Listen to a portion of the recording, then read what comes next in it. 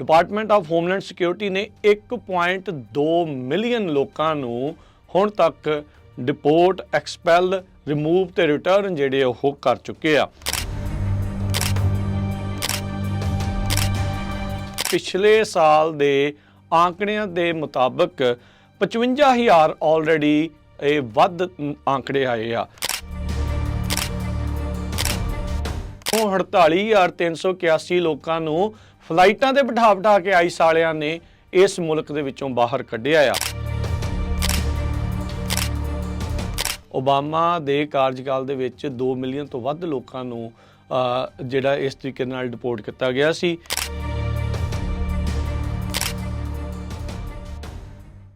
Punjabi radio USA ਦੇਖ ਰਹੇ ਸਾਰੇ ਹੀ ਦਰਸ਼ਕਾਂ ਨੂੰ ਪਿਆਰ ਭਰੀ ਸਤਿ ਸ਼੍ਰੀ ਅਕਾਲ। ਅੱਜ ਦੀ ਇਸ ਵਿਸ਼ੇਸ਼ ਰਿਪੋਰਟ ਦੇ ਵਿੱਚ ਤੁਹਾਡੇ ਨਾਲ ਗੱਲਬਾਤ ਅਸੀਂ ਕਰਨ ਜਾ ਰਹੇ ਹਾਂ ਇਮੀਗ੍ਰੇਸ਼ਨ ਦੇ ਬਾਬਤ।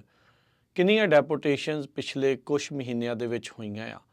ਆਪਾਂ ਅਕਸਰ ਇਹਨਾਂ ਨੰਬਰਸ ਦੇ ਬਾਰੇ ਗੱਲਬਾਤ ਕਰਦੇ ਰਹਿੰਦੇ। ਅੱਜ ਕੁਝ ਆંકੜੇ ਲੈ ਕੇ ਮੈਂ ਤੁਹਾਡੇ ਨਾਲ ਹਾਜ਼ਰ ਹੋਇਆ ਹਾਂ। ਡਿਪਾਰਟਮੈਂਟ ਆਫ ਹੋਮਲੈਂਡ ਸਿਕਿਉਰਿਟੀ ਦੀ ਆਪਣੀ ਵੈਬਸਾਈਟ ਦੇ ਉੱਤੇ ਆંકੜੇ ਪਏ ਆ।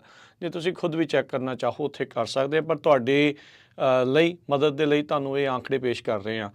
ਫਿਸਕਲ ਈਅਰ 2023 ਫਿਸਕਲ ਈਅਰ ਸ਼ੁਰੂਆਤ ਹੋਈ ਆ ਇਸ ਦੀ 1 ਅਕਤੂਬਰ 2022 ਤੋਂ 30 ਸਤੰਬਰ 2023 ਤੱਕ। ਉਸ ਦੇ ਪਹਿਲੇ 6 ਮਹੀਨਿਆਂ ਦੇ ਆંકੜੇ ਆਪਣੇ ਨਾਲ ਸਾਹਮਣੇ ਆਏ ਆ, ਜਿਸ ਵਿੱਚ ਆਪਾਂ ਗੱਲਬਾਤ ਕਰਨੀ ਆ ਵੀ ਡਿਪਾਰਟਮੈਂਟ ਆਫ ਹੋਮਲੈਂਡ ਸਿਕਿਉਰਿਟੀ ਨੇ ਕਿੰਨੀਆਂ ਡੈਪੋਟੇਸ਼ਨ ਲੋਕਾਂ ਨੂੰ ਰਿਮੂਵ ਕੀਤਾ, ਰਿਟਰਨ ਕੀਤਾ ਤੇ ਟਾਈਟਲ 42 ਦੇ ਅੰਡਰ ਐਕਸਪੈਲ ਜਿਹੜਾ ਆ ਉਹ ਕੀਤਾ ਆ।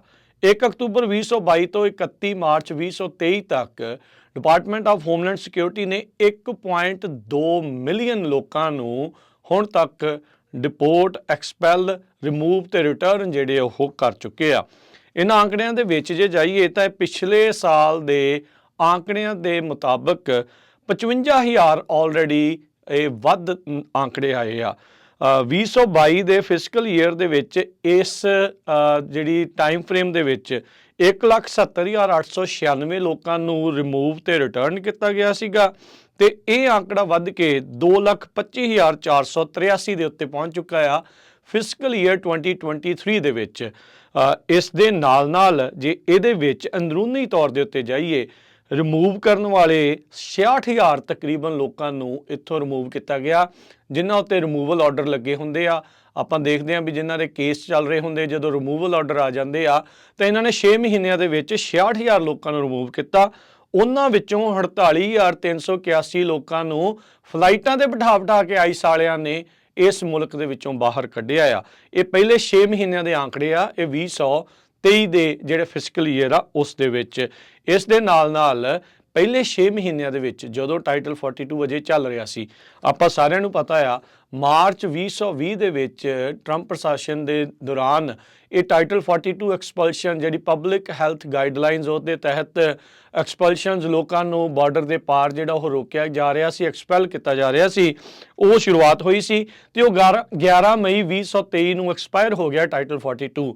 ਪਰ ਫਿਸਕਲ ਈਅਰ 2023 ਦੇ ਵਿੱਚ ਟਾਈਟਲ 42 ਦੀਆਂ ਐਕਸਪਲਸ਼ਨਸ ਦੇ ਤਹਿਤ 1 ਮਿਲੀਅਨ ਤੋਂ ਵੱਧ ਲੋਕਾਂ ਨੂੰ ਐਕਸਪੈਲ ਕੀਤਾ ਗਿਆ ਆ। ਐਕਸਪਲਸ਼ਨ ਹੋਈਆਂ ਆ 1 ਮਿਲੀਅਨ ਜਿਹੜੇ 79,507 ਲੋਕਾਂ ਨੂੰ। ਇਹ DHS ਦੇ ਜਿਹੜੇ ਆਪਣੇ ਆંકੜੇ ਆ, ਪਰ ਤੁਸੀਂ ਇਹ ਦੇਖੋ ਵੀ ਬੜੀ ਤੇਜ਼ੀ ਦੇ ਨਾਲ ਰਿਮੂਵ ਤੇ ਰਿਟਰਨਸ ਦਾ ਸਿਲਸਿਲਾ ਜਾਰੀ ਆ। ਇਹ ਪਹਿਲੇ ਪ੍ਰਸ਼ਾਸਨਾਂ ਦੇ ਨਾਲੋਂ ਜਿਹੜਾ ਬਾਈਡਨ ਪ੍ਰਸ਼ਾਸਨ ਆ ਉਹਨਾਂ ਨੇ ਲੋਕਾਂ ਨੂੰ ਫਲਾਈਟਾਂ ਤੇ ਬਿਠਾ ਕੇ ਵਾਪਸ ਘੱਲਣਾ ਆ ਹੋਰ ਤੇਜ਼ ਰਫ਼ਤਾਰੀ ਦੇ ਨਾਲ ਸ਼ੁਰੂ ਕੀਤਾ ਆ। ਪਿਛਲੇ ਪ੍ਰਸ਼ਾਸਨ ਜਾਂ ਉਸ ਤੋਂ ਪਿਛਲੇ ਸਾਲ ਦੇ ਮੁਕਾਬਲੇ 55,000 ਆંકੜਾ ਆਲਰੇਡੀ ਉਹ ਵੱਧ ਹੈਗਾ ਆ। ਟਾਈਟਲ 42 ਦੇ ਤਹਿਤ ਤਾਂ ਪਹਿਲਾਂ ਹੀ ਬਾਰਡਰ ਦੇ ਉੱਤੇ ਰੋਕ ਦਿੱਤਾ ਜਾਂਦਾ ਆ। ਜਿਨ੍ਹਾਂ ਦੇ ਉੱਤੇ ਇੱਥੇ ਆਲਰੇਡੀ ਕੇਸ ਚੱਲ ਰਹੇ ਆ ਜਾਂ ਜਿਨ੍ਹਾਂ ਦੇ ਰਿਮੂਵਲ ਆਰਡਰ ਲੱਗੇ ਆ, ਉਹਨਾਂ ਦੀ ਫੜੋਫੜਾਈ ਕਰਕੇ ਉਹ ਰਿਮੂਵਲ ਪ੍ਰੋਸੀਡਿੰਗਸ ਹੋਰ ਤੇਜ਼ੀ ਦੇ ਨਾਲ ਕੀਤੀਆਂ ਜਾ ਰਹੀਆਂ ਹੈਗੀਆਂ ਆ। ਸੋ ਅਕਸਰ ਆਪਾਂ ਦੇਖਦੇ ਹਾਂ ਵੀ ਇੱਕ ਕਹਿ ਲਓ ਵੀ ਇੱਕ ਪ੍ਰੋਪੋਗੰਡਾ ਵੀ ਕਹਿ ਸਕਦੇ ਹਾਂ ਜਾਂ ਇਸ ਤਰੀਕੇ ਦੇ ਨਾਲ ਚੱਲਦਾ ਆ ਵੀ ਰਿਪਬਲਿਕਨਸ ਖੌਰੇ ਜ਼ਿਆਦਾ ਜਿਹੜੇ ਆ ਉਹ ਇਮੀਗ੍ਰੈਂਟਸ ਦੇ ਉਲਟਾ। ਪਰ ਇਹ ਤਾਂ ਹੁਣ ਬਾਈਡਨ ਪ੍ਰਸ਼ਾਸਨ ਦੇ ਖੁਦ ਦੇ ਆਪਣੇ ਆંકੜੇ ਇਹ ਦੱਸ ਰਹੇ, ਉਹਨਾਂ ਦੀ ਆਪਣੀ ਡਿਪਾਰਟਮੈਂਟ ਆਫ ਹੋਮਲੈਂਡ ਸਿਕਿਉਰਿਟੀ ਕਹਿ ਰਹੀ ਆ ਵੀ ਉਹ ਪਿਛਲੇ ਸਾਲ ਦੇ ਮੁਕਾਬਲੇ ਵੀ ਵੱਧ ਤੇਜ਼ੀ ਦੇ ਨਾਲ ਲੋਕਾਂ ਨੂੰ ਬਾਹਰ ਜਿਹੜੇ ਉਹ ਕੱਢ ਰਹੇ ਆ। ਓਬਾਮਾ ਦੇ ਕਾਰਜਕਾਲ ਦੇ ਵਿੱਚ 2 ਮਿਲੀਅਨ ਤੋਂ ਵੱਧ ਲੋਕਾਂ ਨੂੰ ਜਿਹੜਾ ਇਸ ਤਰੀਕੇ ਨਾਲ ਡਿਪੋਰਟ ਕੀਤਾ ਗਿਆ ਸੀ। 6 ਮਹੀਨਿਆਂ ਦੇ ਵਿੱਚ 1.2 ਮਿਲੀਅਨ ਲੋਕਾਂ ਨੂੰ ਐਕਸਪੈਲ ਕੀਤਾ ਗਿਆ ਆ, ਰਿਮੂਵ ਕੀਤਾ ਗਿਆ ਅਤੇ ਰਿਟਰਨ ਕੀਤਾ ਗਿਆ। ਹੁਣ ਅਗਲੇ 6 ਮਹੀਨਿਆਂ ਬਾਅਦ ਆਪਾਂ ਆંકੜਿਆਂ ਦੇ ਉੱਤੇ ਫਿਰ ਨਜ਼ਰ ਮਾਰਾਂਗੇ, ਫਿਰ ਦੇਖਾਂਗੇ ਵੀ ਕਿੰਨਾ ਕੁ ਅਸਰ ਇਸ ਦੇ ਵਿੱਚ ਇਹ ਹੋਇਆ ਆ। ਸੋ ਤੁਸੀਂ ਇਸ ਰਿਪੋਰਟ ਦੇ ਵਿੱਚ ਇੱਥੋਂ ਇਹ ਪਤਾ ਲੱਗਦਾ ਹੈ ਵੀ ਕੰਮ ਬੜੀ ਤੇਜ਼ੀ ਦੇ ਨਾਲ ਡੈਪੋਟੇਸ਼ਨਸ ਦਾ ਉਹ ਚੱਲ ਰਿਹਾ ਹੈਗਾ ਆ।